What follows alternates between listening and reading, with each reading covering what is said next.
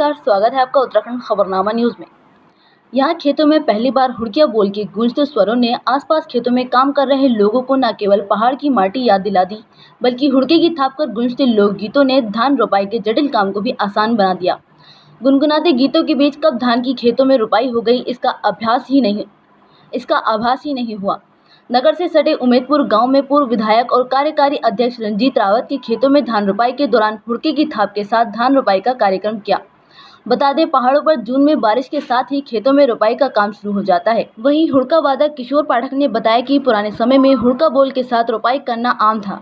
लोगों के पास मनोरंजन के साधन नहीं थे। समय कम होने से लोग काम के साथ मनोरंजन का साधन ढूंढते थे। रोपाई में हुड़का वादक उन्हें पारंपरिक कथाओं को गीतों में पिरोकर सुनाता था, जिसका सभी मिलकर आनंद लिया करते थे। लोक की थाती को जीवंत बनाने की एक कवायद पूर्व विधायक रंजीत रावत ने की। उन्होंने कहा कि हुड़किया बोल पहाड़ की खेती के दौरान आयोजित होने वाली परंपरागत संस्कृति है जो विलुप्त के कगार पर है। इसे भाबर के खेतों से शुरू करने का मकसद यही है कि पहाड़ छोड़कर यहाँ बसे लोग अपनी संस्कृति को भाबर में भी जीवित रखें, ताकि इस परंपरा को नई पीढ़ी भी जान सके। एक पारंपरिक सांस्कृतिक विधा है पहाड़ की हुड़किया बोल, जैसा नाम से विदित है। पहाड़ी कुमाऊनी में एक पारंपरिक वाद्य यंत्र है जिसको कहा जाता है हुड़का, जो दोनों तरफ से बजता है। डमरू से बड़ा होता है, मतलब बड़ा डमरू मान लीजिए। और बॉल कहा जाता है श्रम को, काम करने को, लेबर को जो है उसको बॉल कहा जाता है कुमाऊनी में। तो उससे बना हुड़किया बॉल। पर्वतीय क्षेत्रों में सामूहिक रूप से पहले कार्य होते थे।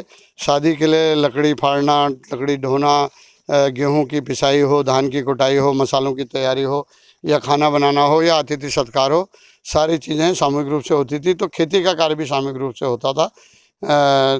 सारे लोग मिलकर के, एक दो लोगों की खेती एक दिन, दूसरे दिन दूसरे की, इस तरह करते थे। तो श्रम में ज़्यादा थकान ना हो, बोरियत ना हो, उसके लिए एक व्यक्ति जो है हुड़का लेकर के हुड़के को बजाता था और गीत गाता था। और काम करने वाले भी गाते नाचते जो है काम को करते थे। तो उनकी एनर्जी लेवल बढ़ जाता था, थकान नहीं होती थी और काम जल्दी निपट जाता था। ये विधा हमें हमारे पुरानी पीढ़ी से मिली थी। तो हमारा दायित्व बनता है कि हम इसको अपनी अगली पीढ़ी को सौंपें। इसीलिए इसका पिछले साल भी यहाँ पर आयोजन किया, इस साल भी किया गया है। जिस तरह से लोगों की भागीदारी बढ़ रही है, आप लोगों का भी सहयोग मिल रहा है, हम इसको और बृहद रूप देंगे। और मैं कहना चाहता हूँ कि ये पर्वतीय क्षेत्र की विधा है, लेकिन जब तराई में पर्वतीय क्षेत्र के लोगों को ज़मीन मिली तो वो लोग छोड़ के चले गए। उन्होंने कहा यहाँ घाम लगते हैं। घाम पहाड़ में कहा जाता है तेज़ धूप को और उससे आने वाले बुखार को। उससे बुखार से मलेरिया काटने से, मच्छर के काटने से मलेरिया होता था। उस तेज़ बुखार को लोग घाम कहते थे और उसके डर से मैदान छोड़ के पहाड़ों में चले गए।